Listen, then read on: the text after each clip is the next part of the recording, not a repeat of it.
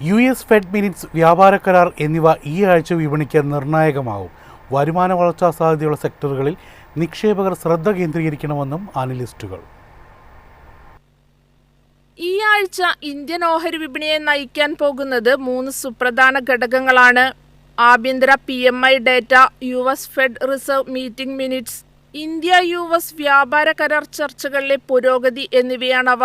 വിപണിയുടെ അടുത്ത ചലനം ഇന്ത്യയുടെ പർച്ചേസിംഗ് മാനേജേഴ്സ് ഇൻഡെക്സിനെ ആശ്രയിച്ചിരിക്കും.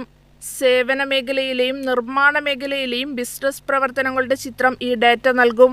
അതിനാൽ വരും മാസങ്ങളിൽ വരുമാന വളർച്ചാ സാധ്യതയുള്ള സെക്ടറുകളിൽ ശ്രദ്ധിക്കണമെന്ന് ജിയോജിത്തിലെ വിനോദ് നായർ പറയുന്നു. പലിശ നിരക്കുകളെക്കുറിച്ചുള്ള ഫെഡിന്റെ കാഴ്ചപ്പാടുകൾ രാജ്യാന്തര തലത്തിൽ വിപണികളുടെ ട്രെൻഡ് രൂപപ്പെടുത്തും.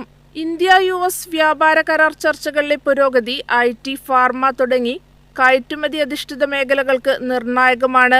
കരാർ സംബന്ധിച്ച് ഏത് പുതിയ വിവരവും ഈ സെക്ടറുകളിൽ വലിയ ചലനം സൃഷ്ടിക്കാൻ സാധ്യതയുണ്ട്. പാദഫലങ്ങൾ അവസാനിച്ചതോടെ ഉത്സവ സീസൺ, വിവാഹ സീസൺ എന്നിവയിലെ വർദ്ധിച്ചുവരുന്ന ഡിമാൻഡ് സൂചനകളിലേക്കും വിപണി ശ്രദ്ധ തിരിക്കും. News desk, MyFin TV. Indian ഓഹരി വിപണിക്ക് നിർണായക മുന്നറിയിപ്പുമായി ICICI ബാങ്കിന്റെ ഗ്ലോബൽ മാർക്കറ്റ്സ്.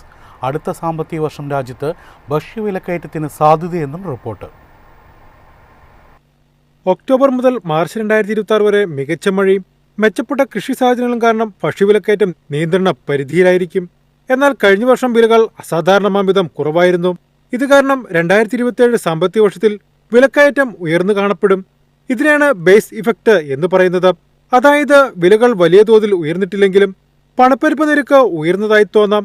ഉയർന്ന വിലക്കയറ്റ ഡേറ്റ റിസർവ് ബാങ്കിന്റെ പലിശ നയത്തെയും ഓഹരി വിപണിയെയും സ്വാധീനിക്കാമെന്നും റിപ്പോർട്ട് വ്യക്തമാക്കുന്നു. ഇന്ത്യയിലെ മൊത്തവില സൂചിക 2 വർഷത്തെ ഏറ്റവും താഴ്ന്ന നിലയിലേക്ക് താഴ്ന്ന സാഹചര്യത്തിലാണ് ഈ മുന്നറിയിപ്പ് എന്നാണ് ശ്രദ്ധേയം.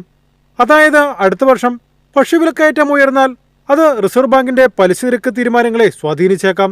പലിശ നിരക്കിലെ മാറ്റങ്ങൾ ഓഹരി വിപണിയിൽ ലിക്വിഡിറ്റിയെയും കമ്പനികളുടെ വായ്പാ ചെലവുകളെയും നേരിട്ട് ബാധിക്കും. അതിനാൽ നിക്ഷേപകർ 2027 സാമ്പത്തിക വർഷം ഭക്ഷ്യവിലയുടെ മാറ്റങ്ങൾ സൂക്ഷ്മമായി നിരീക്ഷിക്കണമെന്നാണ് റിപ്പോർട്ട് ആവശ്യപ്പെടുന്നത്.